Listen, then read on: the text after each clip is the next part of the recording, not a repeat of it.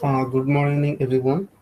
In the last lecture, we have talked about the architecture of a microcomputer, and we have also discussed about the interfacing with memory. And today, we will be talking about the input-output of a microcomputer.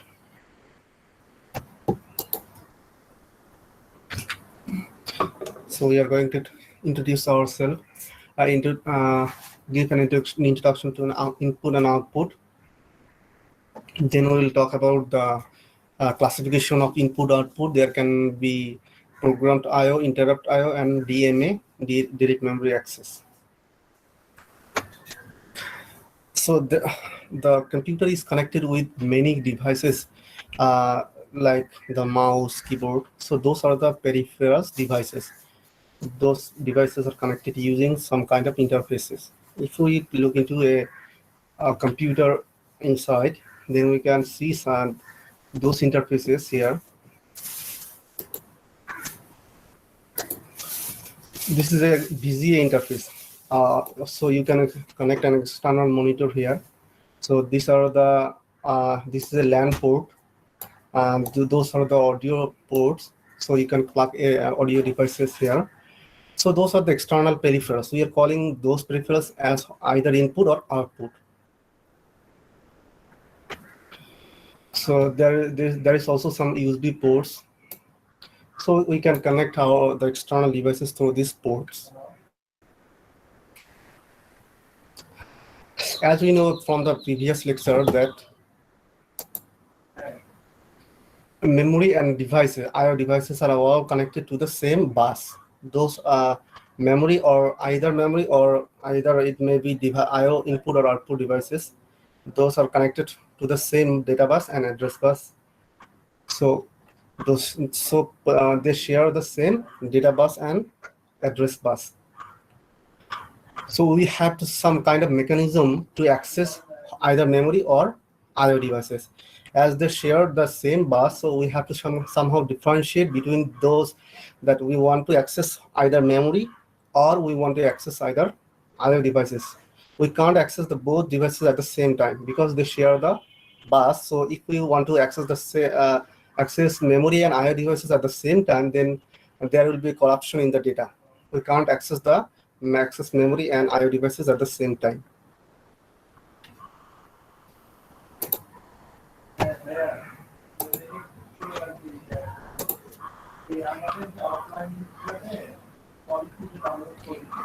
So this is a diagram how memory and I/O devices are connected to the data bus. We have already shown that in the previous lecture. This is a processor. So this is a data bus, and this is the address bus, and this is the control bus.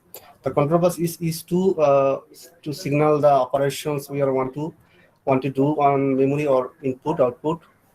So it can be input output or read write.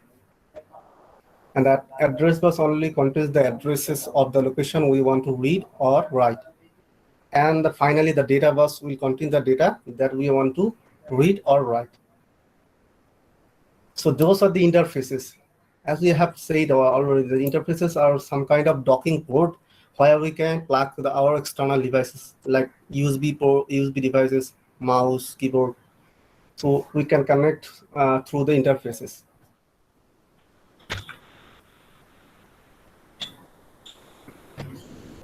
So interface hardware makes it possible to connect the external devices to the microcomputer. So interface hardware থ্রুতেই আমরা আসলে external ডিভাইসটা কিন্তু microcomputer অথবা কম্পিউটারের সাথে connect করতে পারতেছি। So basically there are three types of way we can perform input output. The first one is programmed I/O, and the second one is interrupt driven I/O, and the third one is the direct memory access.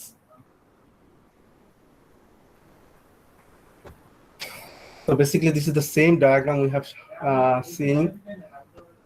This is CPU, the data bus, control bus, and address bus. So memory and input outputs, all devices share the same bus. So this is the basics of a computer. You have to remember this, that memory and input outputs both share the same data bus, address bus, and control bus. So we cannot do this do the parallel operation like reading memory and reading input output at the same time.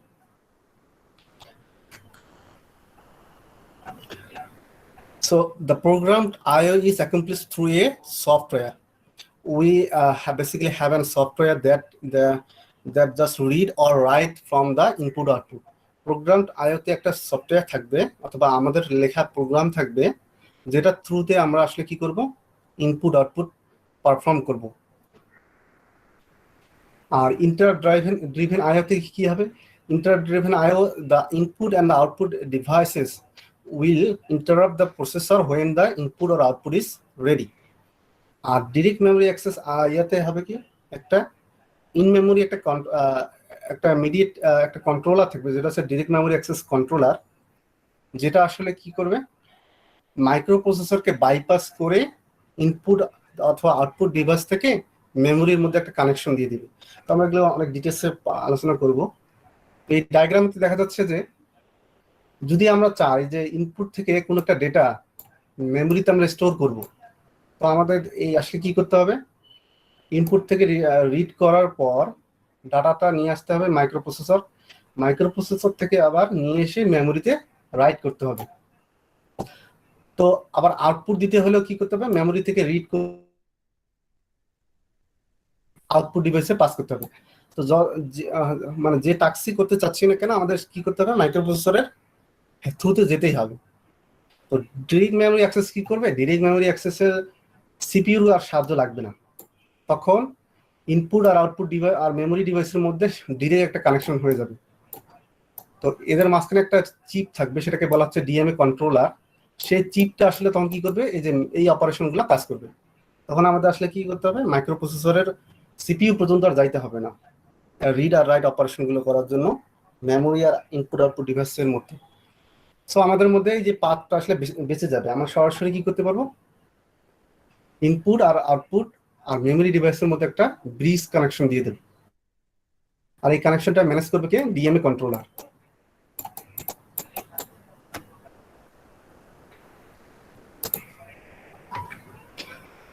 আচ্ছা আচ্ছা, প্রোগ্রামটা আইওর একটা sir interrupt driven আইওটা কি করবে বুঝতে পারি না। দেখাই, whenever we do programmed I/O, we will just write and loop like this while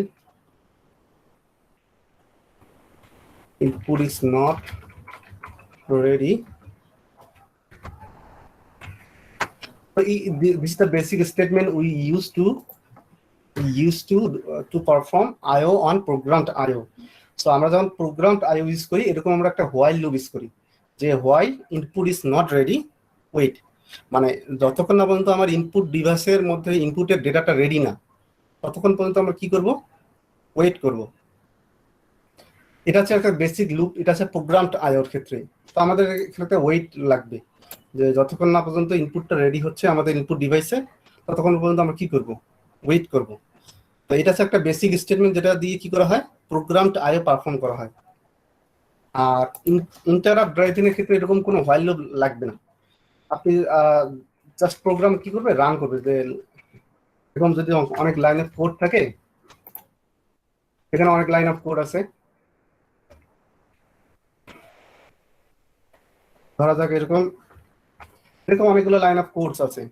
তো এই কোন কোডের মধ্যে কোথাও আসলে এরকম ওয়েট করে ইনপুটটা রিড করা লাগবে না। তো কি করতে হবে, আপনি জাস্ট সিপিইউ কি করবে, লাইন বাই লাইন প্রোগ্রামটা এক্সিকিউট করবে। যখন ইনপুট রেডি হবে, ইনপুট ডিভাইসের মধ্যে ইনপুটটা রেডি হবে, ইনপুট ডিভাইসে আমাকে জানাই দিবে যে আসলে আমার ইনপুট রেডি, এখন আপনি রিড করতে পারেন, সিপিইউ কে বলবে। এটা ক্লিয়ার? যে প্রোগ্রাম আইওটা কি, প্রোগ্রাম আইওতে আমাকে প্রোগ্রামের মধ্যে চেক করতে হবে যে আসলে ইনপুটটা রেডি কিনা ইনপুট ডিভাইসে। আর ইন্টারাপ্ট ড্রাইভিংয়ে ইনপুট যখন রেডি হবে, ইনপুট ডিভাইসটাই আমাকে জানাই দিবে যে আসলে ইনপুটটা রেডি। ক্লিয়ার? জি sir. Okay.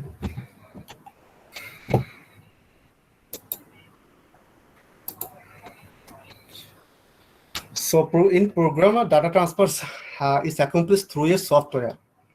And interrupt-driven I/O, the input device will notify the microprocessor when the input data is ready. And in the direct memory access, we have already seen the diagram that any kind of operation through input and memory must accomplish through the microprocessor. So if we want to bypass the microprocessor, so we have to employ an DMA controller. That way we can bridge the memories and input-output device together, and we will bypass the microprocessor altogether.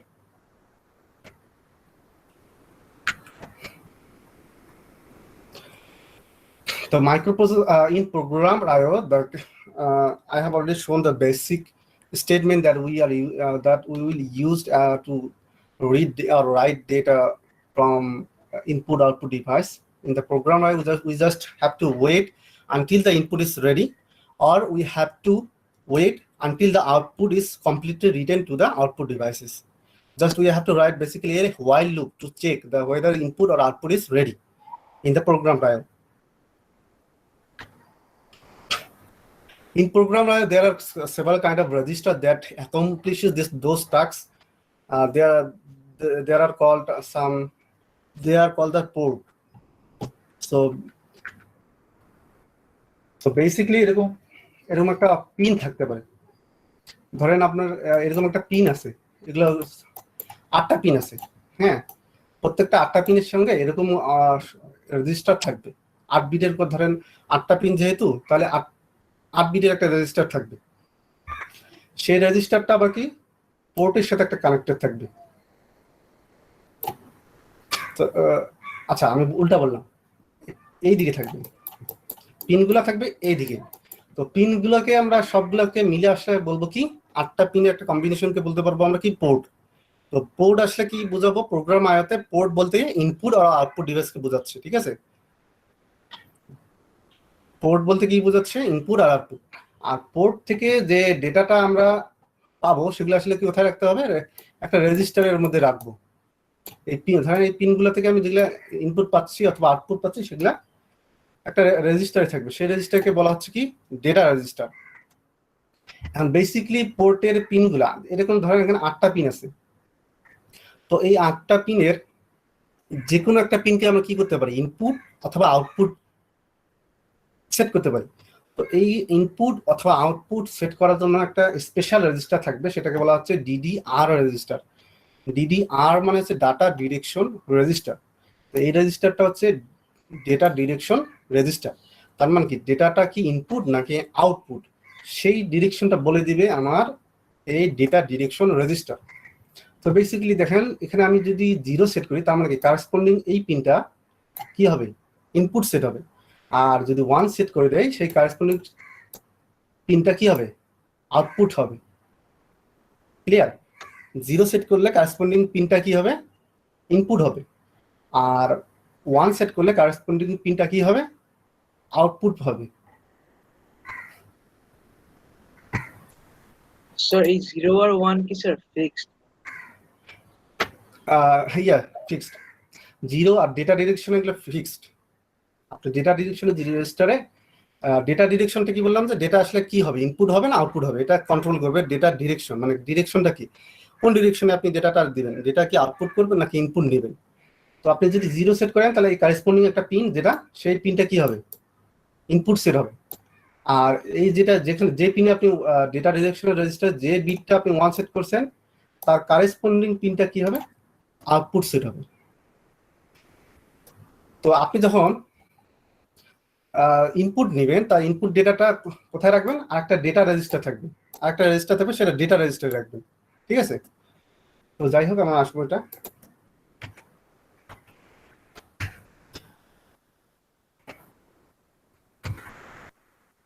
So each pin can either be configured as input pin or output pin. If we set the data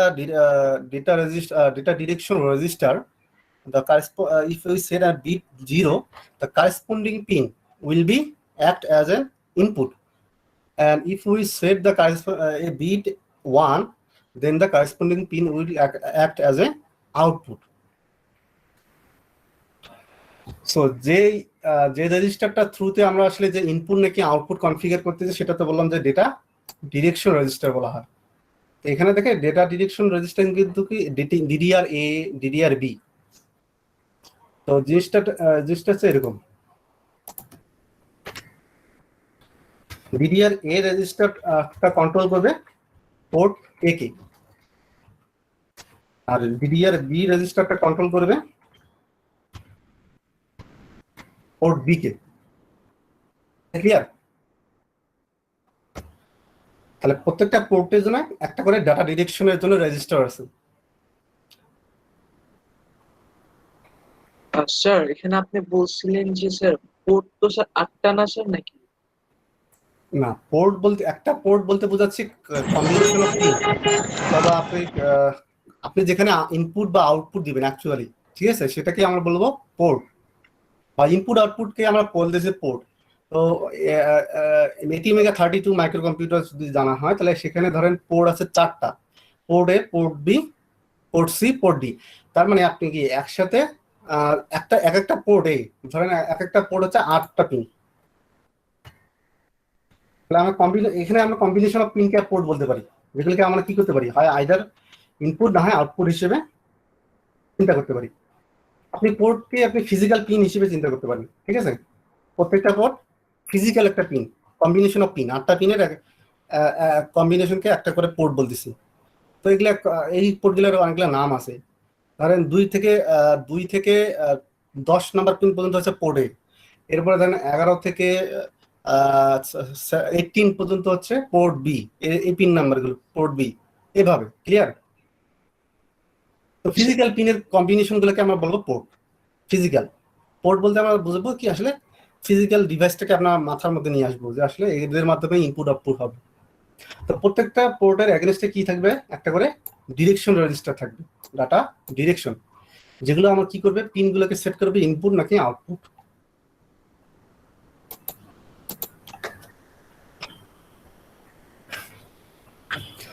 আচ্ছা, আরেকটা হচ্ছে যে একটা তো direction set করলাম, আরেকটা বললাম যে প্রত্যেকটা কারেসপন্ডিং আরেকটা কি রেজিস্টার থাকবে, সেটাকে বলা হচ্ছে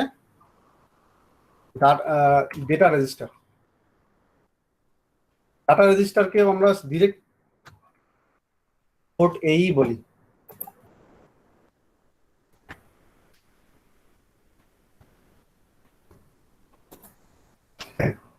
এগুলো হচ্ছে মনে করেন ফিজিক্যাল পিন, এই পোর্ট এ আর পোর্ট বি হচ্ছে কি ফিজিক্যাল পিন। তো এই ফিজিক্যাল পিনের এগেনস্টে আবার ডাটা পিন আছে, ডাটা রেজিস্টার আছে, যেগুলোকে আমরা ওই একই নামেই বলতেছি, মানে যে পোর্ট সেই নামের একটা ডাটা রেজিস্টার আছে।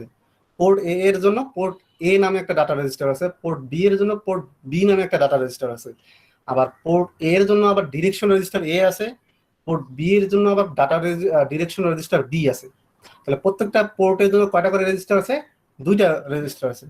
একটা হচ্ছে ডাটা ডিরেকশন রেজিস্টার, আর একটা হচ্ছে কি ডাটা রেজিস্টার। ক্লিয়ার? তো ডাটা ডিরেকশন রেজিস্টার কি করে, যে পিনগুলোকে কনফিগার করে, যে ইনপুট নাকি আউটপুট। হ্যাঁ, আর ডেটা রেজিস্টার কি করে, যদি আপনার পিনটাকে আপনি ইনপুট হিসেবে সেট করেন, তাহলে ওই পিনের ইনপুটটা ডেটা রেজিস্টার আসলে স্টোর হবে। আর আপনি যদি পিনগুলোকে আউটপুট হিসেবে সেভ করেন, তাহলে ডেটা রেজিস্টারের কন্টেন্টটা কি হবে, আউটপুটে চলে যাবে, আউটপুট পিনে চলে যাবে।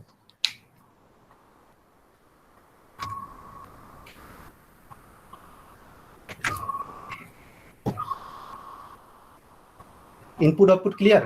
এই পোর্ট নিয়ে কোনো কোয়েশ্চেন?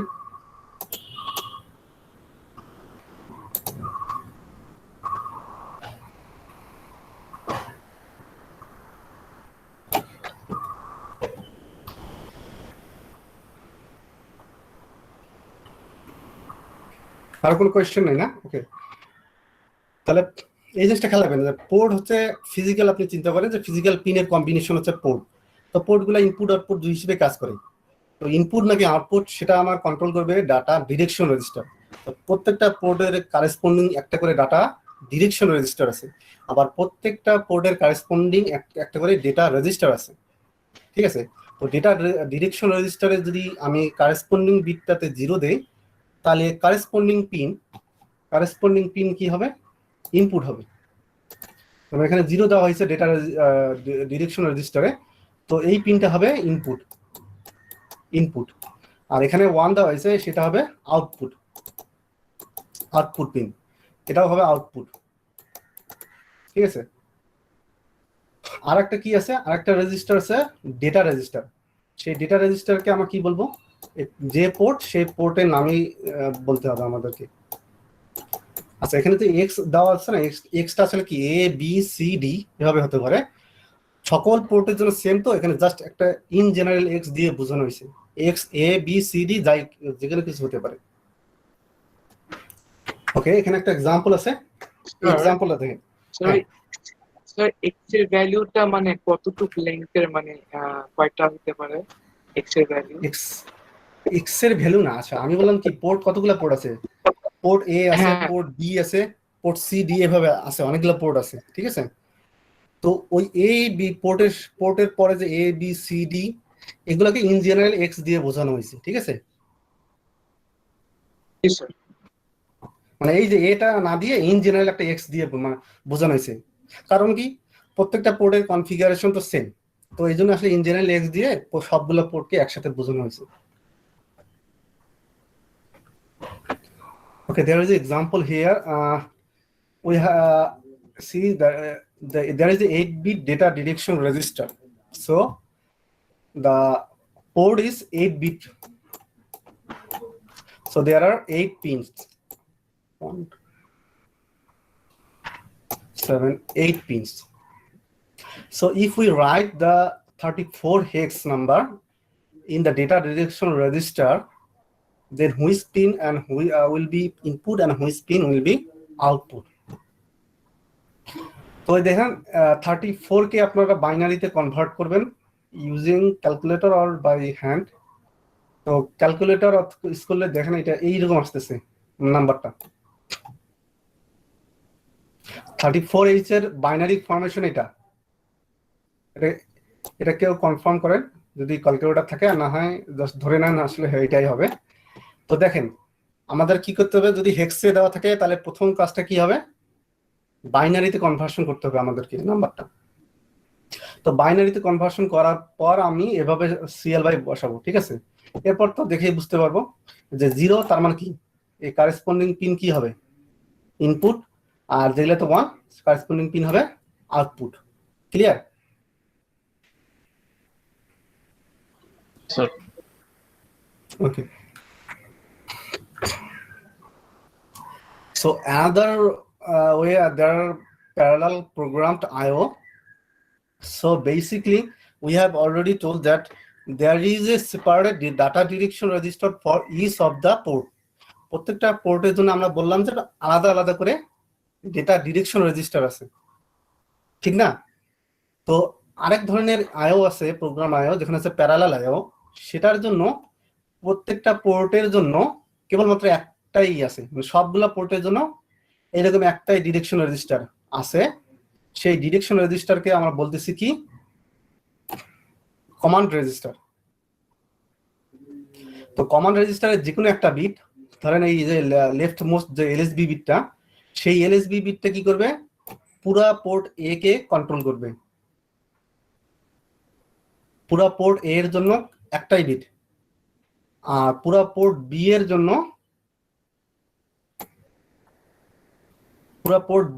জন্য আরেকটা বিট এই কমান্ড রেজিস্টারে। তো তাহলে 1 যদি দেই এই বিটে, তাহলে সবগুলা পিনে কি হবে, সবগুলা পিনে আমার কি হবে, আউটপুট হিসেবে কাজ করবে পোর্ট এ। আর আমি যদি 0 দেই তাহলে দেখা যাবে সবগুলা পিন কি হবে, ইনপুট হিসেবে কাজ করবে।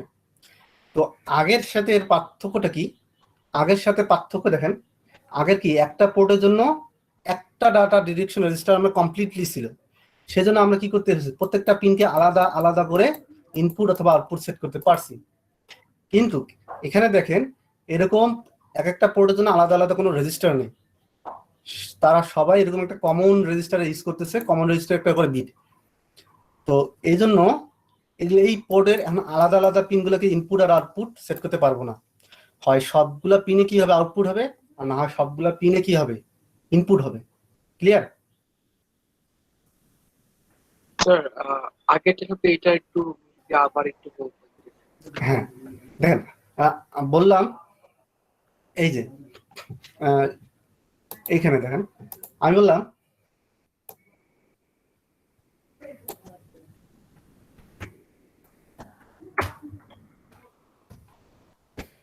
এরকম কার্ডটা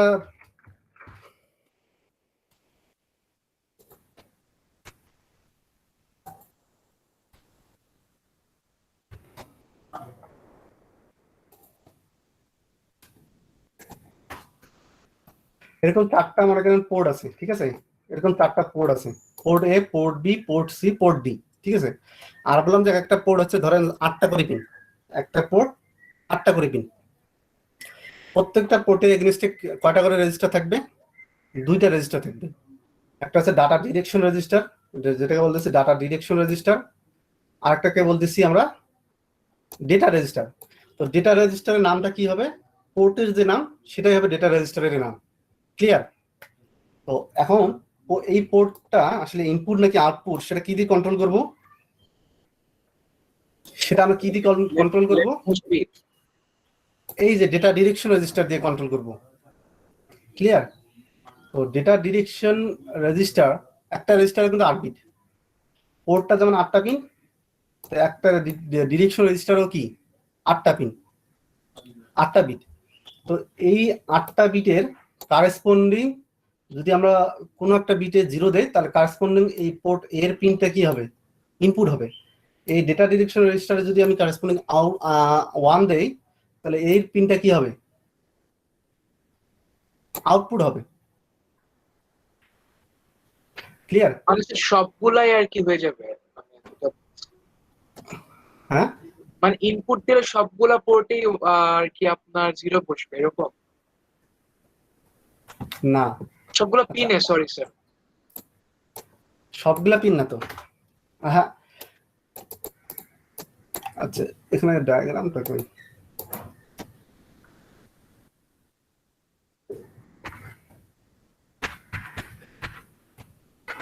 আপনি কেবলমাত্র একটা পোর্ট চিন্তা করেন, ঠিক আছে? পোর্ট এ, হ্যাঁ, তো পোর্ট এর এরকম 8টা পিন, এই বক্সগুলো হচ্ছে 8টা পিন। ক্লিয়ার? আর পোর্ট এ এর রেজিস্টার হচ্ছে এই যে এই একটা রেজিস্টার, ডেটা ডিরেকশন রেজিস্টার। এটা শুধুমাত্র কি করবে? পোর্ট এ এর জন্য, পোর্ট এ কে কন্ট্রোল করবে। তো পোর্ট এ তে আছে 8টা পিন, 8টা বক্স, আবার তার কারেসপন্ডিং যে ডিরেকশন রেজিস্টার, এই যে রেজিস্টার, সেখানেও দেখেন 8টা করে বিট আছে। তার মানে কি ডেটা ডিরেকশন রেজিস্টার যেহেতু 8টা বিট আছে, 8টা বিট পোর্ট এ এর 8টা পিনকে আলাদা আলাদা ভাবে কন্ট্রোল করতে পারবে। ক্লিয়ার? আবার এরকম যদি আপনি পোর্ট বি নেন, পোর্ট বি এর ওরকম 8টা পিন আছে এখানে, আর তার কারেসপন্ডিং কি আছে? যে ডেটা ডিরেকশন রেজিস্টার আছে সেখানেও কি আছে? 8 বিট আছে, রেজিস্টারের 8 বিট আছে।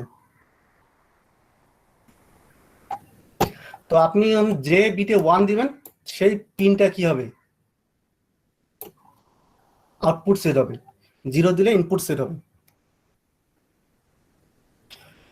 মানে প্রত্যেকটা পোর্টের জন্য একটা করে ডাটা রেজিস্টার আছে। আর একটা করে ডাটা রেজিস্টার মানে কি? একটা করে রেজিস্টার কিন্তু 8 বিটের হয়। ঠিক আছে? তার মানে কি একটা পোর্টের জন্য 8টা করে বিট আছে, আলাদা আলাদা 8টা বিট। পোর্ট এর জন্য আলাদা 8টা বিট আছে, পোর্ট বি এর জন্য আলাদা 8টা বিট আছে। ক্লিয়ার? তা 8টা বিট আলাদা করে থাকার কারণে কি করতে, প্রত্যেকটা পোর্টের পিনগুলোকে কি করতে পারতেছি, আমি আলাদা আলাদা করে কনফিগার করতে পারতেছি। কিন্তু এখানে এই যে এখানেও দেখেন, এখানে একটা পোর্ট ধরেন, এটা একটা ধরেন পোর্ট এ হতে পারে, পোর্ট বি হতে পারে, পোর্ট সি হতে পারে, যে কোনো পোর্ট হতে পারে। তার কারেসপন্ডিং একটা ডাটা রেজিস্টার আছে। পোর্ট এ এর জন্য আলাদা একটা রেজিস্টার আছে, পোর্ট বি এর জন্য আলাদা রেজিস্টার আছে, পোর্ট সি এর জন্য আলাদা রেজিস্টার আছে। তা এক একটা রেজিস্টার হবে কি 8 বিটের। তো 8 বিট থাকার কারণে আমি পোর্টের 8টা পিনকে আলাদা করে কন্ট্রোল করতে পারতেছি। কিন্তু এখানে দেখেন পোর্ট এর জন্য আমি কিন্তু আর একটা রেজিস্টার আলাদা রাখিনি। পোর্ট এর 8টা পিনের জন্য শুধুমাত্র আমি একটা বিটকে রাখছি, একটা বিট। ক্লিয়ার? এখন আর কিন্তু একটা রেজিস্টার নাই। একটা রেজিস্টার থাকলে কিন্তু 8টা বিট পাইতাম আমি। আর কিন্তু এখানে কি করতে পারছি, শুধু একটা করে বিট রাখছি আমি, 8টা পিনের জন্য একটা বিট। আর আগে আমি কি করেছিলাম, 8টা পিনের জন্য 8টা বিট পাইতেছিলাম। তো এই জন্য আসলে স্যার এখানে আমি, হ্যাঁ মানে স্যার এই সিনারিওতে হচ্ছে যদি আমি কমেন্ট লিস্টে যদি আমি 1 পাই তাহলে হচ্ছে স্যার আমার পোর্ট এতে সবগুলা বিটই 1 হয়ে যাবে। হ্যাঁ হ্যাঁ সবগুলা বিটই 1 হয়ে যাবে। আসলে সব পোর্টে সবগুলো বিট 1 না, মানে কাজ করবে আউটপুট হিসেবে কাজ করবে সবগুলো বিট। জি জি জি। হ্যাঁ এটা। আর কোন বিটটা আসলে কোন পোর্টকে নিয়ন্ত্রণ করবে কমান্ড রেজিস্টারের, এটা আসলে বলে দেওয়া থাকবে। যেমন এখানে এলএসবি বিটটা আসলে পোর্ট বি এর জন্য অ্যাসাইন করা, বা পোর্ট বি এর জন্য এই বিটটা, এলা এসা কি বলে দেওয়া থাকবে যে কোন বিট কোন পোর্টকে নিয়ন্ত্রণ করবে। ক্লিয়ার? ওকে, আচ্ছা এরপরে আমরা আইও দেখবো যে প্রোগ্রাম আইওর আর কিছু টেকনিক আছে, standard IO and memory mapped IO. In standard IO there is an address space separate for IO device and separate for memory device. And in the memory mapped IO, the portion of the address for reserved for memory will be used for IO devices. So, two separate addresses. আমি এই যে হ্যাঁ এখানে দেখেন 000 থেকে FF, এটা হচ্ছে আমার কি, they are reserved for memory address. And another 00 is for to FF, এই অ্যাড্রেসটা হচ্ছে কি আইও ডিভাইসের জন্য। দেখেন 00 4টা 0 থেকে 4টা FF, এই অ্যাড্রেসগুলো হলে আমি কি বলবো মেমোরিতে। আর এই 3টা 0 থেকে 3টা FF, এই অ্যাড্রেসটা হচ্ছে কি আইওর জন্য। তাহলে দুইটা আলাদা অ্যাড্রেস স্পেস আমি ইউজ করতেছি, মেমোরির জন্য আলাদা, আইওর জন্য আলাদা অ্যাড্রেস স্পেস ইউজ করতেছি। ক্লিয়ার? আর আর যদি আমি মেমোরি ম্যাপড আইও বলতাম, তাহলে এই আইওর জন্য আসলে এরকম আমি আর এক্সট্রা আলাদা কোনো ইয়া দিতাম না, অ্যাড্রেস স্পেস দিতাম না। মেমোরির যে অ্যাড্রেস আছে না, যে 00 থেকে FF, এর মধ্যে কোন একটা পোর্শনকে আমি আইও ডিভাইসের জন্য রিজার্ভ করে রাখতাম, যে এই অ্যাড্রেসগুলো আইওর জন্য। তো স্ট্যান্ডার্ড আইওতে যে প্রবলেমটা হবে, দেখেন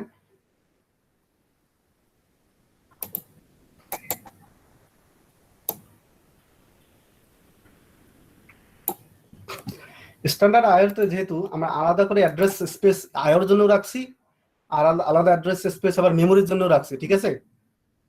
তো দেন 00 থেকে FF, এই অ্যাড্রেস স্পেসেও তো আছে নাকি?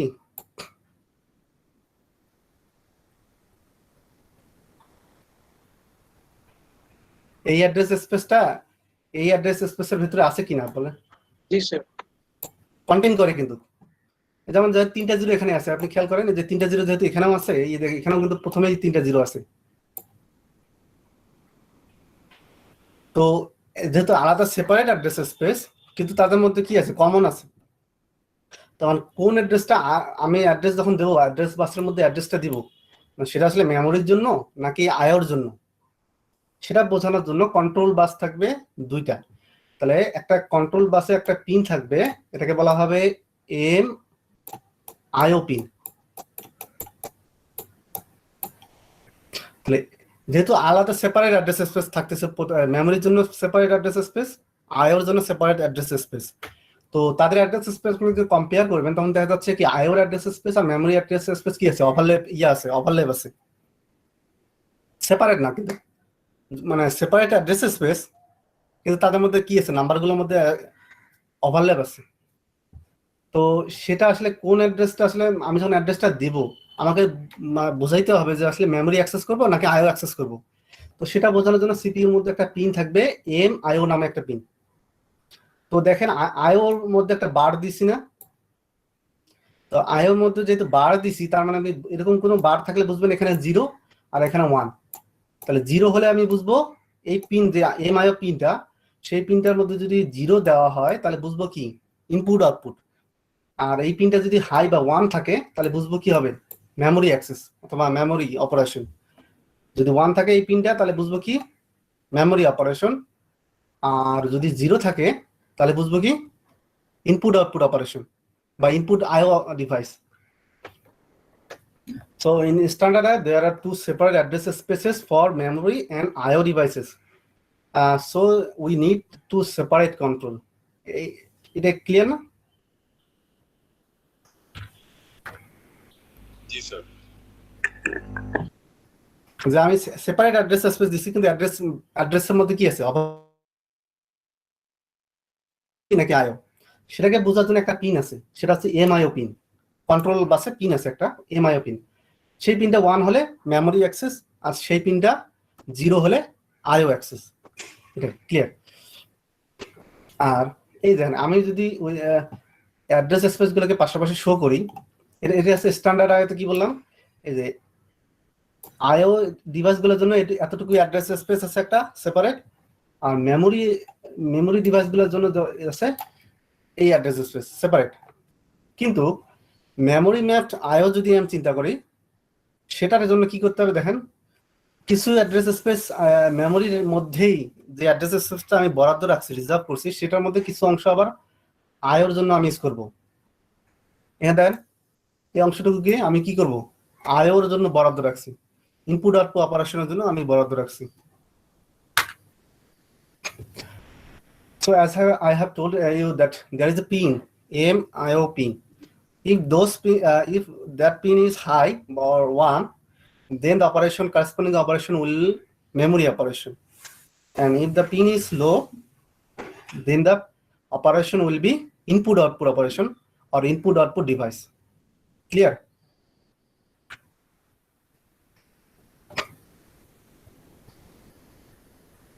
স্ট্যান্ডার্ড আইওতে সেপারেট অ্যাড্রেস স্পেস আছে। এখন স্ট্যান্ডার্ড আইওতে আরেকটা ক্যারেক্টারিস্টিক্স হচ্ছে, ইনপুট আর আউটপুট বা মেমোরি অপারেশন করার জন্য আর ইনপুট আউটপুট অপারেশন করার জন্য কি হবে, সেপারেট ইনস্ট্রাকশন থাকবে। অ্যাসেম্বলি তো করে আসেন মনে হয়, অ্যাসেম্বলি যদি করে থাকেন, তাহলে আমরা যে মুভ অপারেশনটা কি জন্য ইউজ করি, মেমোরিতে ইউজ করি না? আপনার অ্যাসেম্বলি কি পড়ে আসছেন না? স্যার আমাদের অ্যাসেম্বলিটা নাই সিলেবাসে। ও আচ্ছা, ঠিক আছে। তো অ্যাসেম্বলিতে কাজ মুভ নামে একটা কিওয়ার্ড আছে, এটা দিয়ে আসলে কি বোঝায়, মেমোরি অপারেশন বোঝায়, ঠিক আছে।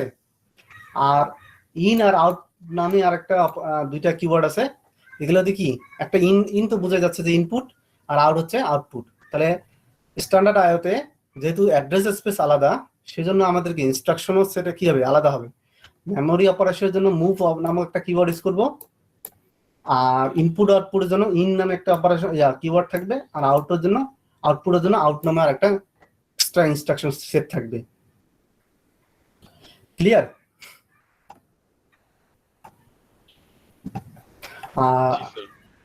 আচ্ছা আচ্ছা, এই দেখেন, ঠিক মুভ না, আমি একটু মুভ না, মেমোরি ওরিয়েন্টেড অপারেশন গুলোর জন্য যে এলডিএ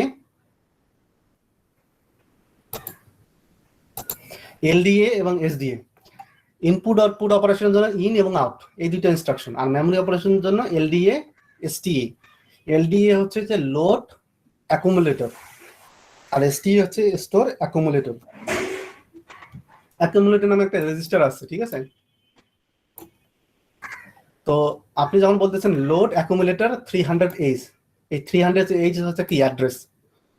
তো আপনি এই ইনস্ট্রাকশনটা যখন দিচ্ছেন যে লোড অ্যাকুমুলেটর, তাহলে অ্যাকুমুলেটর রেজিস্টার যে কন্টেন্টটা আছে সেটা না, সরি, লোড যখন বলতেছেন, তাহলে এই অ্যাড্রেসে যে কন্টেন্টটা আছে মেমোরিতে, সেটা অ্যাকুমুলেটরে কি হবে, লোড হবে। আর এই পরের যে এসটিএ, তাহলে এটা একটা মেমোরি অ্যাড্রেস। এসটিএ মানে স্টোর অ্যাকুমুলেটর, তার মানে কি অ্যাকুমুলেটরকে স্টোর করতে হবে। তো অ্যাকুমুলেটরের মধ্যে যে কন্টেন্টটা আছে সেটা এই লোকেশনে গিয়ে স্টোর হবে। ক্লিয়ার?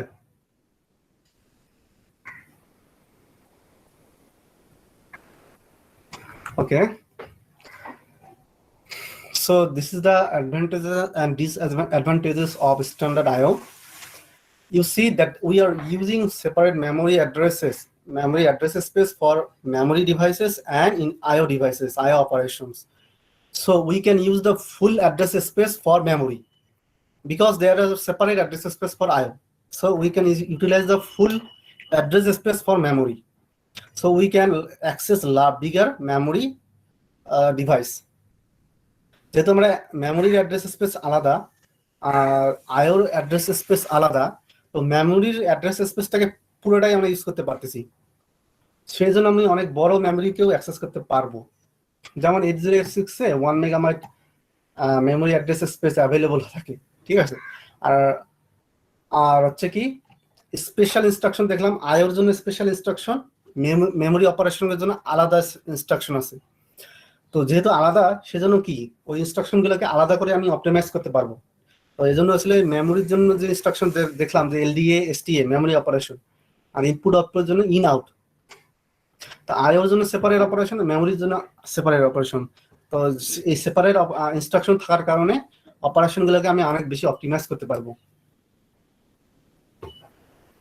আর ডিসঅ্যাডভান্টেজেস হচ্ছে আমরা দেখে আসলাম না, আইও করার জন্য কি করতে হয়েছিল, আমাদের পোর্ট ছিল। পোর্টগুলোর জন্য কারেসপন্ডিং কি থাকে, দুইটা রেজিস্টার থাকে। একটা হচ্ছে ডিডিআর বা ডাটা ডিরেকশন রেজিস্টার, আর একটা থাকবে কি, আর একটা থাকবে ডেটা রেজিস্টার। আমরা দেখে আসলাম না যে প্রোগ্রাম আইওতে আমরা পোর্ট হিসেবে চিন্তা করি আইও গুলাকে, আর প্রত্যেকটা পোর্টের জন্য দুইটা করে রেজিস্টার থাকে, একটা ডিডিআর আর একটা হচ্ছে ডেটা রেজিস্টার থাকে। তো আমরা ডিডিআর রেজিস্টারটার মাধ্যমে কি সেট করতে পারি, হয় ইনপুট না হয় আউটপুট হিসেবে সেট করতে পারি। তো যখন আমরা ইনপুট হিসেবে সেট করি, তখন এই যে পিনগুলোর যে ইনপুট সেটা ডাটার মধ্যে স্টোর হয়। তো ডাটার মধ্যে স্টোর হওয়ার পর সেখান থেকে আমাদের কি করতে হয়, রিড করে অন্য অ্যাকুমুলেটর অথবা ওই যে অনেকগুলো রেজিস্টার আছে ইন্টারনাল অ্যাকুমুলেটর রেজিস্টার অথবা অন্য কোনো রেজিস্টারে আগে আবার কপি করতে হবে, নয়তো আমি কাজ করতে পারবো না ওই ডাটাটার উপর। তো এইটা ডাবল কপি করতে আসছে, দেখেন পিনগুলো থেকে ডেটা রেজিস্টারে আসতেছে, ডেটা রেজিস্টার থেকে আবার ইন্টারনাল রেজিস্টারে আপনাকে কপি করতে হবে, তা না হলে কিন্তু আপনি কাজ করতে পারবেন না। তো এই দুইটা অপারেশন লাগতেছে, এটা একটা ডিসঅ্যাডভান্টেজেস।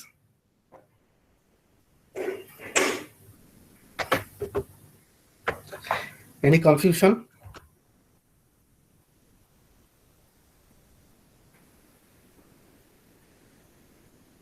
Okay. So, এখন আমরা আসি যে memory mapped IO. Memory, we have already seen that in standard IO, we have a separate address space for IO and separate address space for memory. But in memory mapped IO, we are using a single address space both for memory operation and IO operation. So some portion of the address will be used for memory and another portion will be reserved for IO. তো একটা single স্পেসের কে আমি ভাগ করে একটা পোরশনকে রাখবো মেমোরির জন্য, আর একটা পোরশনকে আমি রাখবো আইওর জন্য। এটাকে বলা হচ্ছে মেমোরি ম্যাপড আইও।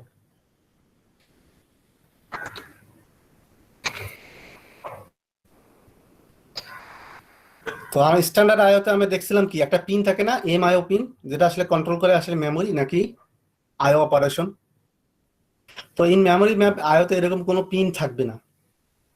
তো এরকম পিন না থাকে কি করতে হবে আপনাকে, অ্যাড্রেস যে স্পেস আছে না সেটা দেখেই আপনাকে বুঝতে হবে আসলে যে আসলে কোনটা আইওর জন্য অপারেশন নাকি ইয়ার জন্য অপারেশন।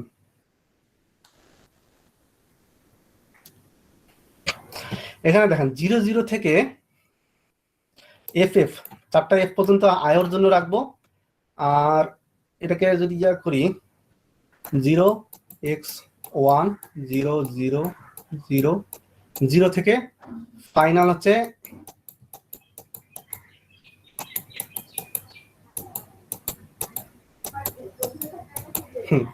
তো টোটাল অ্যাড্রেস স্পেসটা খেয়াল করেন যে 000 থেকে 5টা F পর্যন্ত।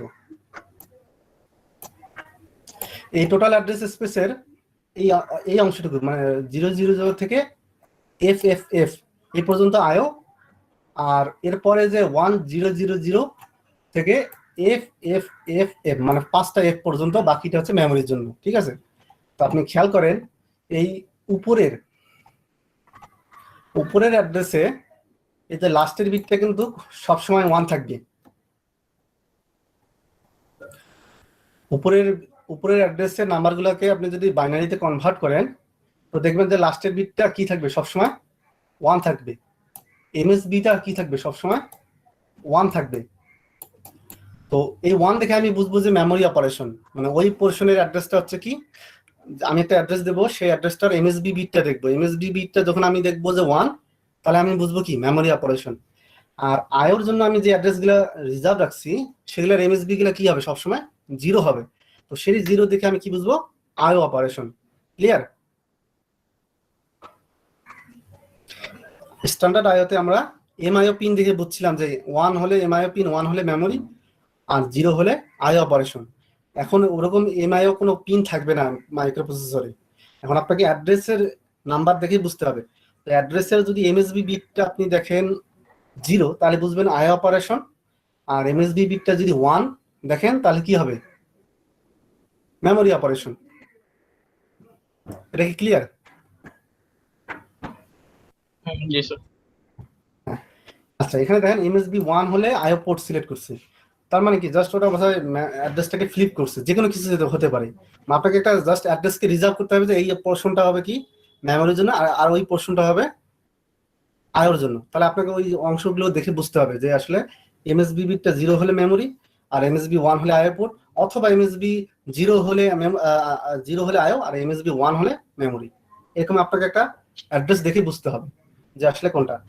এখানে একটা অসুবিধা কি, অসুবিধাটা কি দেখেন, স্ট্যান্ডার্ড আইওতে আমাদের সেপারেট মেমোরি অ্যাড্রেস ছিল আর সেপারেট আইও অ্যাড্রেস ছিল। তো ফলে কি হয়েছে, পুরা মেমোরি অ্যাড্রেসটাকে আমরা করতে পারছি, ইউজ করতে পারছি। কিন্তু এখানে আমাকে অ্যাড্রেসকে শেয়ার করতে হচ্ছে, একটা সিঙ্গেল অ্যাড্রেস স্পেসকে মেমোরির মধ্যে শেয়ার করতেছি এবং আইওর মধ্যে শেয়ার করতেছি। তো ফলে মেমোরির জন্য যে অ্যাড্রেসটা সেটা কি শেয়ার হয়ে যাচ্ছে, তো মেমোরির জন্য অ্যাড্রেস স্পেস কমে গেল না? একটা সিঙ্গেল অ্যাড্রেসকে যখন আমি ভাগ করে দিচ্ছি দুজনের মধ্যে, তো মেমোরির জন্য অ্যাড্রেসটা কি ছোট হয়ে গেল না?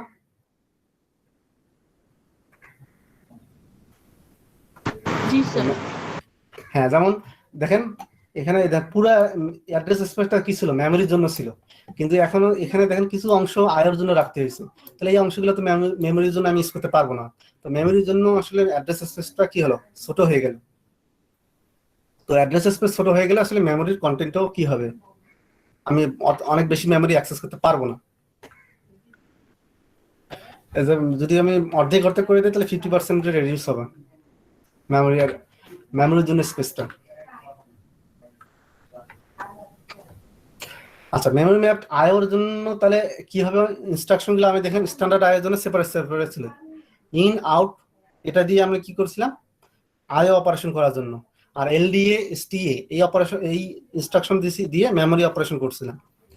মেমোরি ম্যাপড আইওতে যেহেতু আইও এবং আইও ডিভাইস এবং memory device same address space use করতেছে, তো আমরা সেম ইনস্ট্রাকশন ইউজ করে আমরা কি করতে পারবো মেমোরি এবং আইও অপারেশন করতে পারবো। যেমন সেম অপারেশনটা কি মুভ, এখানে খালি একটা ইনস্ট্রাকশন মুভ মেম রেজ, তার মানে এখানে এইটা এই উল্টা দিকে বুঝবেন, সবসময় এই দিকে আসবে ডাটা। তো এই ইনস্ট্রাকশন দিলে মানে রেজিস্টার থেকে ডেটাটা মেমোরির মধ্যে রাখো, ঠিক আছে? তার মানে এটা কি রেজিস্টার থেকে ডেটাটা মেমোরির মধ্যে রাখো। তো এই মেমোরি যে অ্যাড্রেসটা আমি দিচ্ছি সেটা একটা যদি আইও ডিভাইস হয় তাহলে এই জিনিসটা কি হয়ে যাবে আউটপুট অপারেশন হবে। ক্লিয়ার?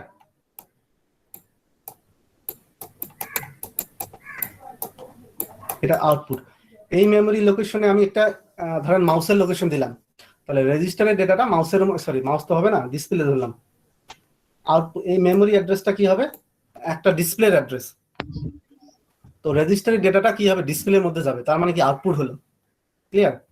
আর এখানে ধরেন এই মেমোরি অ্যাড্রেসটা হচ্ছে ধরেন কিবোর্ড, তো কিবোর্ডের ডেটাটা আসতেছে আমার রেজিস্টারে, তাহলে এটা কি হবে ইনপুট অপারেশন হলো।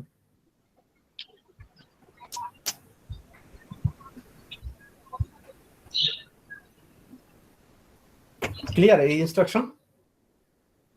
Yes, sir. ওকে, আচ্ছা এই যে দেখেন এখানে আইসোলেটেড আইও বা স্ট্যান্ডার্ড আইওতে আমরা separate memory address space use করতেছি। তো আপনারা আমি গতদিন মানে অ্যাড্রেস দেখে আপনাদেরকে মানে বলতেছিলাম যে কত অ্যাড্রেস বাসের বিট দেখে আপনারা ডিটারমাইন করতে পারবেন যে কতটুকু মেমোরি অ্যাভেলেবল। তো এটা দেখে আপনারা একটু ডিটারমাইন করেন তো এটার জন্য, এটাতে আসলে কতটুকু মেমোরি অ্যাক্সেস করা পসিবল।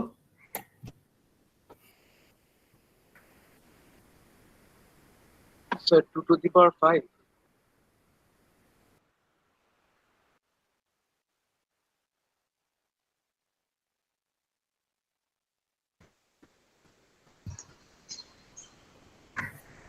হেক্স হেক্স নাম্বার সম্পর্কে তো পরিচয় আছে আপনাদের। তো এখানে দেখেন মেমোরি So 4 megabyte?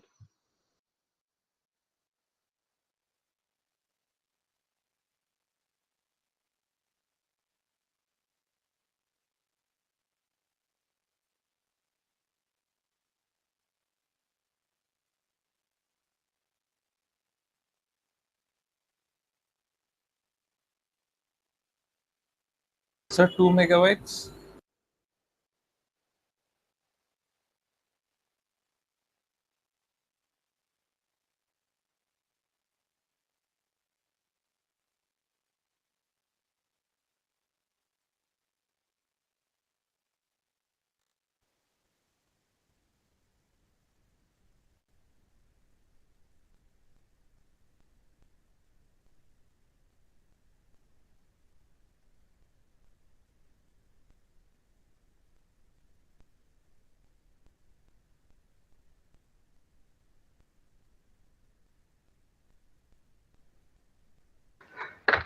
আমাকে শোনা যাচ্ছে তো না? এখন যাচ্ছে স্যার। জি স্যার।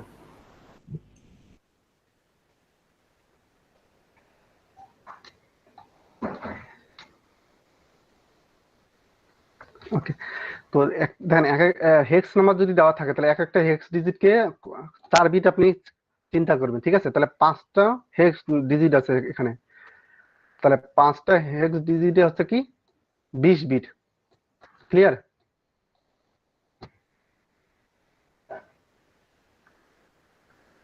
তো 20 বিট হয় তাহলে কি হবে, তাহলে পুরো অ্যাড্রেস বাসটা তাহলে 20 বিটের, তাহলে 2 টু দি পাওয়ার 20টা পসিবল লোকেশন সম্ভব মেমোরির, আর 2 টু দি পাওয়ার 20 হচ্ছে 1 মেগাবাইট।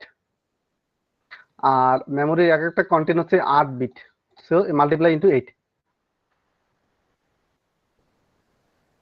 তো 1 মেগাবাইট মেমোরি অ্যাক্সেস করা সম্ভব। তো এখানে দেখেন এখানে হচ্ছে 4টা ডিজিট আছে হেক্সের, 4টা ডিজিট তোমার কি, আর একটা ডিজিট হচ্ছে 4 বিট, তাহলে 16 বিট, 16 বিট, তাহলে 2 টু দি পাওয়ার 16, আচ্ছা 2 to the power 16, 2 to the power 6 into 2 to the power 10, 2 to the power 10 হচ্ছে কিলোবাইট বা কে, আর 2 টু দি পাওয়ার 20 মানে হচ্ছে M, R 2 to the power 6 হচ্ছে 64, তাহলে 64 কে, 2 টু দি পাওয়ার 10 হচ্ছে কে মানে কিলোবাইট, তো 64 কে মেমোরি লোকেশন অ্যাক্সেস করা সম্ভব এই 4টা হেক্স ডিজিট মানে 16 বিটে। আর একটা মেমোরি কন্টেন্ট কিছু বলে না দেওয়া থাকলে হবে 8 বিটের, এজন্য মাল্টিপ্লাই ইনটু 8, তাহলে 64 কিলোবাইট মেমোরি অ্যাক্সেস সম্ভব বা আইও স্পেস আছে। আর তাহলে দেখেন মেমোরির মধ্যে দেখেন 1 মেগাবাইট অ্যাক্সেস করা সম্ভব, কিন্তু যখন আপনি মেমোরি ম্যাপ করতেছেন তার কিছু পোর্শন আপনাকে আইওর জন্য ছেড়ে দিতে হচ্ছে, তাহলে আপনি এখানে স্ট্যান্ডার্ড আইওতে 1 মেগাবাইট পুরো ইউজ করতেছিলেন, কিন্তু এখানে কিছু অংশ ছেড়ে দেওয়ার কারণে কি হবে, মেমোরির স্পেসটা কি কমে যাবে না? তাহলে আপনি আর আগের মতো আর 1 মেগাবাইট অ্যাক্সেস করতে পারবেন না, আগের চেয়ে কম অ্যাক্সেস করতে পারবেন। এটা ক্লিয়ার? জি sir.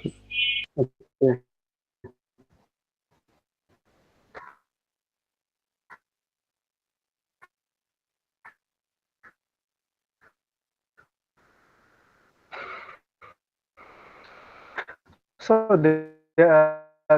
this is an example that this portion is result from IO, and 409, this one is for port 1, etc.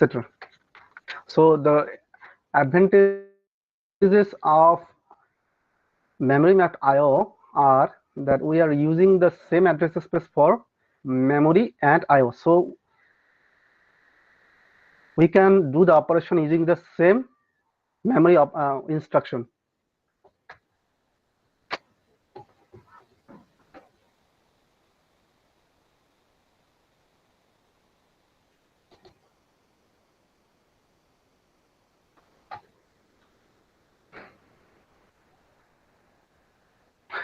Network আসছে?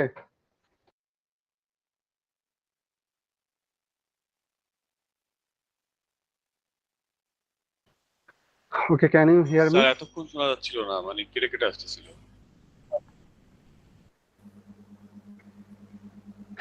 So in memory mapped IO, we can use the same instruction for memory operation and IO operation. This is the advantage, one of the advantages. And the most disadvantages of memory mapped IO are that we are sharing the address space between IO and memory. So we are reducing the available space for memory. Right?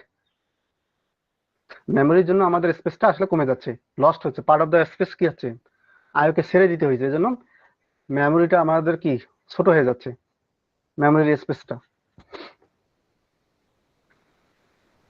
R advantages হচ্ছে যে আইও operation আর memory operation same instruction দিয়ে করা সম্ভব।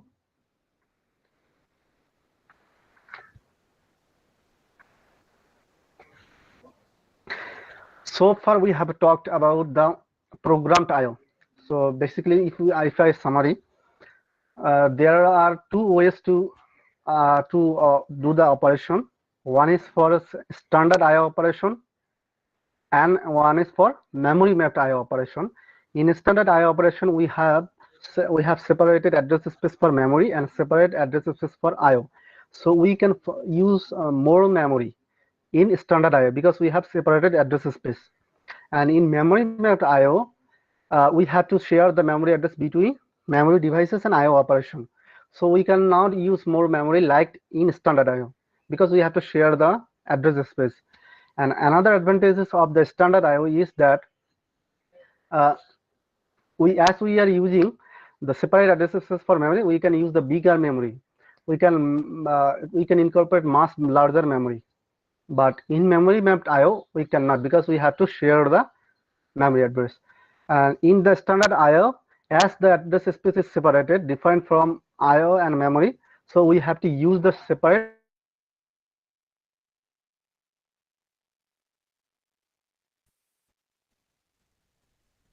instruction for memory operation and IO operation. Clear?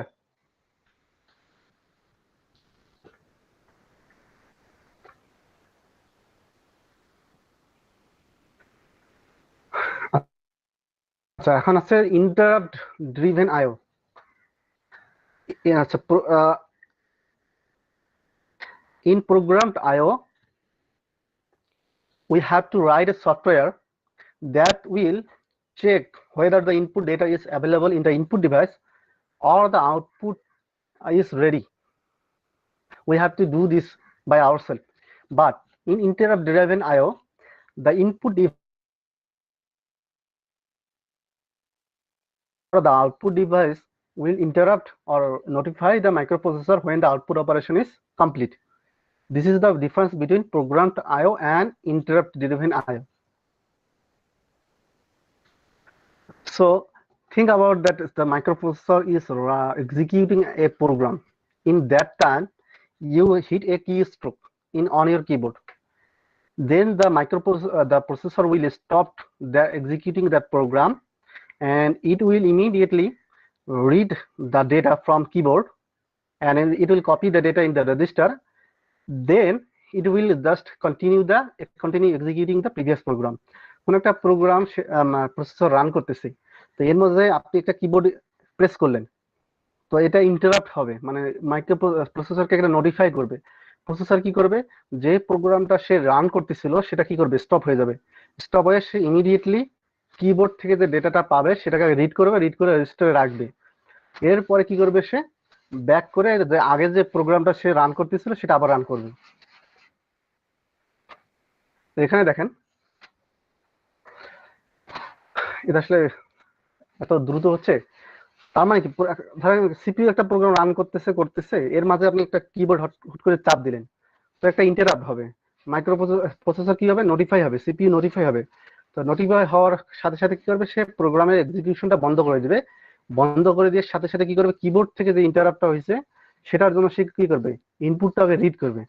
যে আগে ইনপুটটাকে read করতে হবে, read করার পর সে সব কাজ রিড করলো, করার পর সে আবার ওই প্রোগ্রামটা যেটা রান করতেছিল সেটা আসলে সে রান করতে কন্টিনিউ করবে।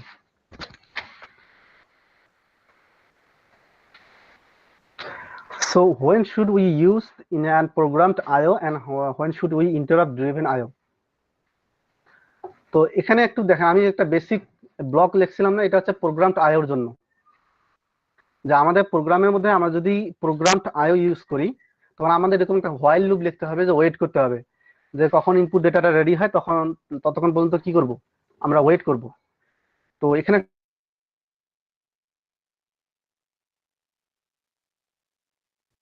কোনো কাজ ছাড়াই বসে থাকবে না ইনপুটের জন্য এখানে এই হোয়াইল লুপে। আর ইন্টারাপ্ট ড্রাইভেন হলে কি হবে, সে প্রসেসরটা নিজের মতো কাজ করতেছে, যখন ইনপুট ডিভাইসটা রেডি হবে সে তখন আমাকে নোটিফাই করবে। তাহলে আমার কি প্রসেসরটা আসলে ইউটিলাইজ অনেক ফুলি হবে না। ইন্টারাপ্ট ড্রাইভেন আইওতে প্রসেসরের ইউজেসটা অনেক ফুল ইউটিলাইজ করতে পারবো, কিন্তু প্রোগ্রামড আইওতে কি করতে হবে, আমাদেরকে এরকম করে ওয়েট করতে হবে, একটা ইনপুট না আসা পর্যন্ত এরকম হোয়াইল লুপের ভেতরে ওয়েট করতে হবে। তো এখানে আসলে প্রসেসর হুদে কোনো কাজ না করেই আসলে লেজি হয়ে বসে থাকবে, সে জাস্ট ওয়েট করবে। এটা আমাদের সিপিইউ সাইকেল নষ্ট হবে। আর ইন্টারাপ্ট ড্রাইভেন আইওতে কি, প্রসেসরটা নিজের মতো কাজ করতেছে, যখন ইনপুট রেডি ইনপুট ডিভাইস আমাকে নোটিফাই করবে, আমি যা ইনপুট রিড করলাম এরপরে আমি আবার নিজের মতো কাজ করলাম। তো এখানে আসলে কি অনেক সিপিইউ সাইকেলটা ওয়েস্ট কম হচ্ছে, সিপিইউ সাইকেলটা ওয়েস্ট কম হবে ইন্টারাপ্টে। আর প্রোগ্রাম আইওতে সিপিইউ সাইকেল ওয়েস্ট অনেক বেশি হবে। তো এই জন্য আসলে যদি আমাদের আইও ডিভাইসগুলো অনেক স্লো হয় তাহলে আমরা চেষ্টা করব ইন্টারাপ্ট ড্রাইভেন আইওটা ইউজ করি। তো এটা হচ্ছে ইউজফুল কখন, ইন্টারাপ্ট ড্রাইভেন আইও যখন হচ্ছে আমাদের ইনপুট ডিভাইস আউটপুট ডিভাইসগুলো অনেক স্লো। যদি অনেক স্লো হয় তাহলে আমরা প্রোগ্রামড আইও যদি ইউজ করি তাহলে আমাদের ওইরকম হোয়াইল লুপের ভিতরে ওয়েট করে বসে থাকতে হবে, যে যতক্ষণ না পর্যন্ত আইও অপারেশন কমপ্লিট হয় ততক্ষণ পর্যন্ত সিপিইউ বসে থাকবে ওয়েট হোয়াইল লুপের ভিতরে। কিন্তু ইন্টারাপ্ট হলে কি হবে, ও অপারেশন কমপ্লিট হলে সে আমাকে ইন্টারাপ্ট বা নোটিফাই করবে। তো এর মাঝে আমি তো অন্য কাজও করতে পারবো, সিপিইউ অন্য কাজও করতে পারবে। তো useful where the IO of devices are too slow. যেমন হচ্ছে কিবোর্ড আছে কয়েক কিলোবাইট পার সেকেন্ড আছে ডেটা ট্রান্সফার, কিবোর্ড মাউস, তো এগুলোর জন্য আসলে ইন্টারাপ্ট ড্রিভেন আইও ইউজ করা হয়। Clear? So there is this is a timeline showing, for example, here the CPU has started to running a program called main program. So it is running. So at this moment, the CPU get a interrupt from keyboard. So you have pressed a keystroke on your keyboard. Then the CPU will stop the main program. It will read the input and copy it to the register. Then after copying the input data from keyboard, it will resume the main program again. Then at this second point, another keystroke is hit. Then the CPU will read the keystroke at this portion of the time. Then again it will execute the main program and it will continue গুলাতে আমার CPU keyboard থেকে input ডেটাটা read করতেছে, আর বাকি সময় দেখেন পুরো প্রায় 90% টাইমে সে মেইন প্রোগ্রাম এক্সিকিউট করতেছে। ক্লিয়ার? তো এটা আসলে দেখেন মানে সিপিইউ সাইকেল কিন্তু কখনো নষ্ট হচ্ছে না। যখন আসলে কিবোর্ড থেকে কোনো ইন্টারাপ্ট নাই তখন সে মেইন প্রোগ্রাম রান করতেছে, যখন ইন্টারাপ্ট আসতেছে সে নোটিফাই হচ্ছে, তখন সে মেইন প্রোগ্রামটা এক্সিকিউট বন্ধ করলো, সে আগে ইন্টারাপ্টার কাজ করবে, সে ডেটা রিড করবে অথবা রাইট করবে, করার পর সে আবার নতুন মেইন প্রোগ্রামে ফেরত আসবে। তো এটা সুবিধাটা কি, অ্যাডভান্টেজটা কি, যে আমাদের সিপিইউ সাইকেলে ফুলি ইউটিলাইজ হচ্ছে আমাদের জন্য। এটা কি ক্লিয়ার? সিপিইউ সাইকেল যে আসলে নষ্ট হচ্ছে না ইন্টারাপ্ট ড্রিভেন আইওতে। জি স্যার। Yes, sir. আর প্রোগ্রাম আইওতে যে আমাদের সিপিইউ সাইকেল ওয়েস্ট হচ্ছে সেটা কি ক্লিয়ার? জি স্যার, হোয়াইল লুপের মধ্যে পড়লো। হ্যাঁ, ওয়াইল লুপের মধ্যে ধরেন এই এতটা পোর্শন আমাদেরকে ওয়েট করা লাগতো এই পর্যন্ত, যতক্ষণ না পর্যন্ত প্রিন্টিং কমপ্লিট না হয় ততক্ষণ পর্যন্ত আমাদের হোয়াইলের মধ্যে বসে থাকতে হবে। ইন্টারাপ্টে কি করলাম, আমি দিয়ে রাখলাম ও কাজ করুক, যখন সে কমপ্লিট করবে তখন আমাকে সে নোটিফাই করবে। This is the difference.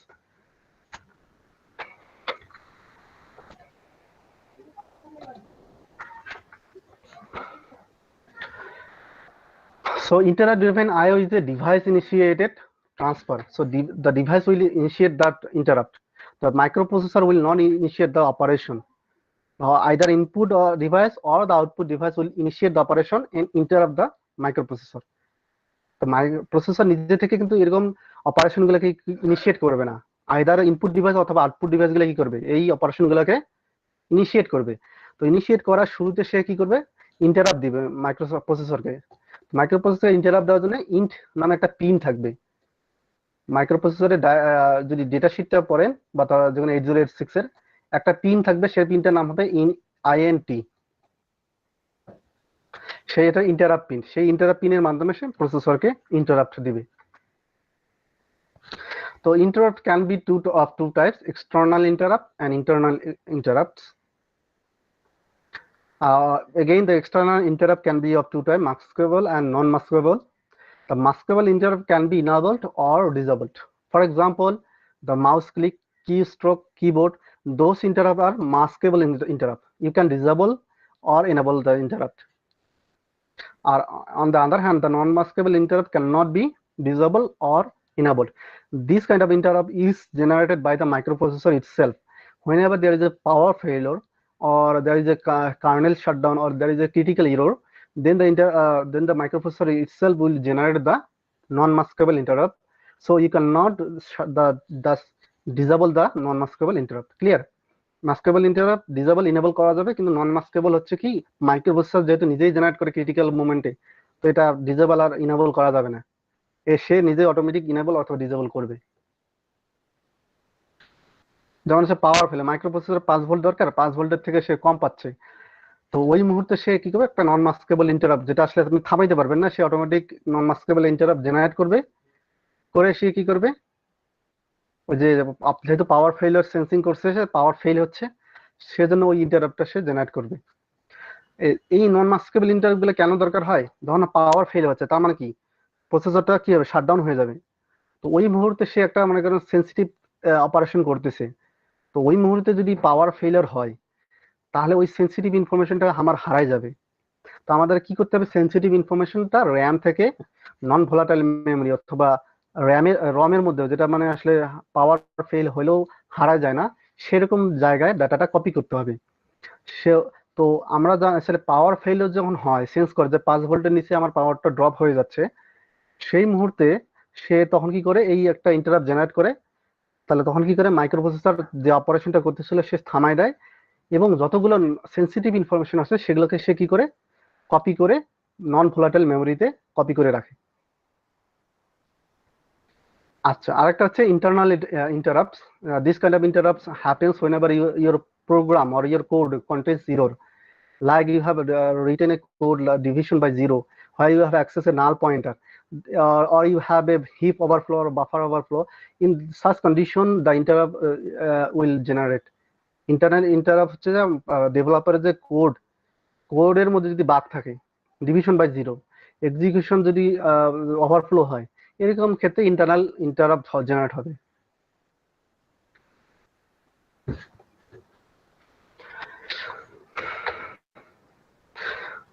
So in the next class we will talk about the direct memory access. If you have any questions so far, you can ask me now.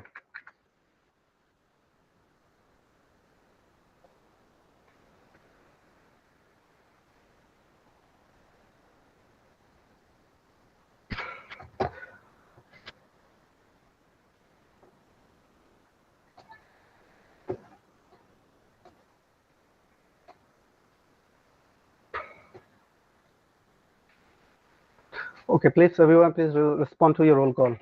Roll number 1. Present, sir. 2, Yes, sir. 3, 4, 3, Present, sir. 3, 3, 5, Yes, sir.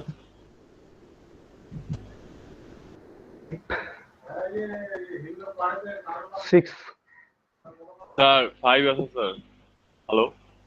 Okay, present. 6, 7, Yes, sir. 8, Yes, sir. 9, Yes, sir. 10, Yes, sir. 11, Present, sir. 12, Yes, sir. 13, Yes, sir. 14, Yes, sir. 15, Yes, sir. 6, Yes, sir. Yes. 16, Yes, sir. 17, Yes, sir. 18, 18, 19, Present, sir. 20, Present, sir. 21,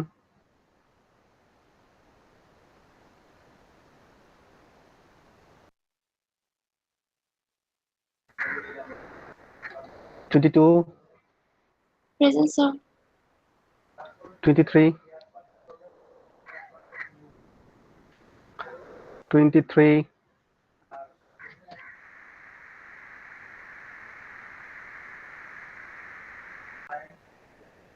24, Present, sir. 25, Present, sir. 26, আমার আগের ক্লাসে present ছিল, আমার registration late হয়েছে। আচ্ছা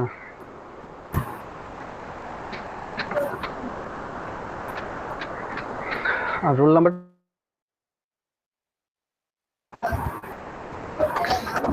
sir 25। Sir আমি একটু হ্যাঁ। মিস করে গেছি, আমারটা মেবি একদম প্রথমে। কত? স্যার 1 হতে পারে। 3 নাকি তাসনিম কবির ঐশী? জি জি স্যার। আচ্ছা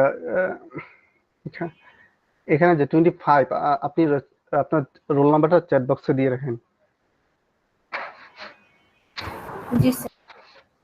আচ্ছা 27,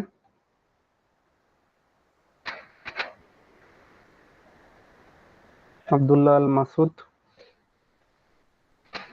28, okay, 28, 28, hello 29, Present, sir. 28 present, sir, sir 28 আমি। 30, স্যার প্রেজেন্ট 28। okay, 30, जी सर प्रेजेंट প্রেজেন্ট স্যার। ओह hello sir. Hello 31, sir present sir 32, sir Present, 28 sir. Present. হ্যাঁ present, 28 present, 33, sir Yes, 20 sir. Absent দেওয়া এখানে। present, 28,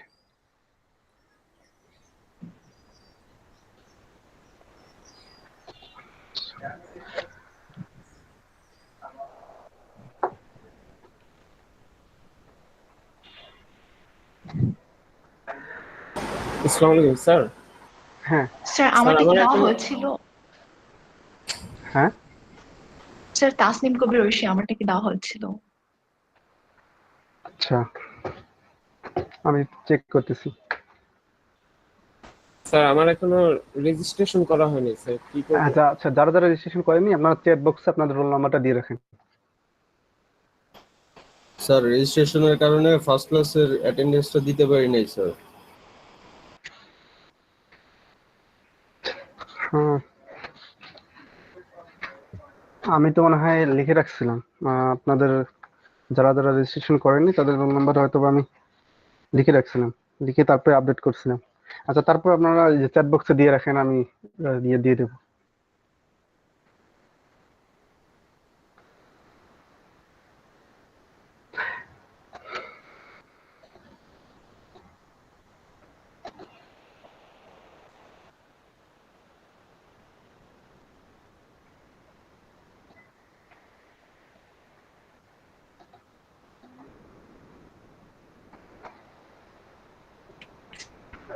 sir আমার অ্যাটেন্ডেন্সটা দিতে পারি নাই। হ্যাঁ, চ্যাট বক্সে দিয়ে নেন। ঠিক আছে।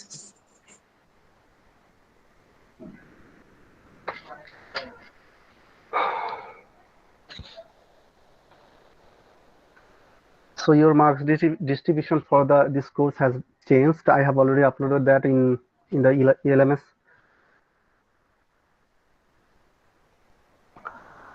The CT will account for 40% marks as before. You have to and there will be 2 assignment. The assignment will be might be.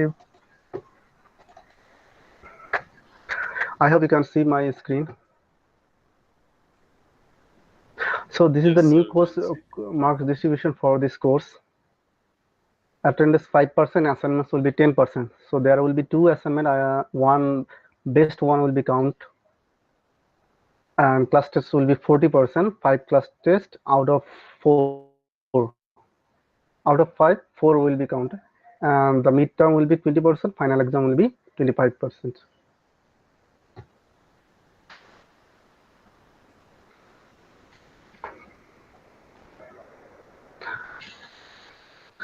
If you don't have any question, I can end the class now.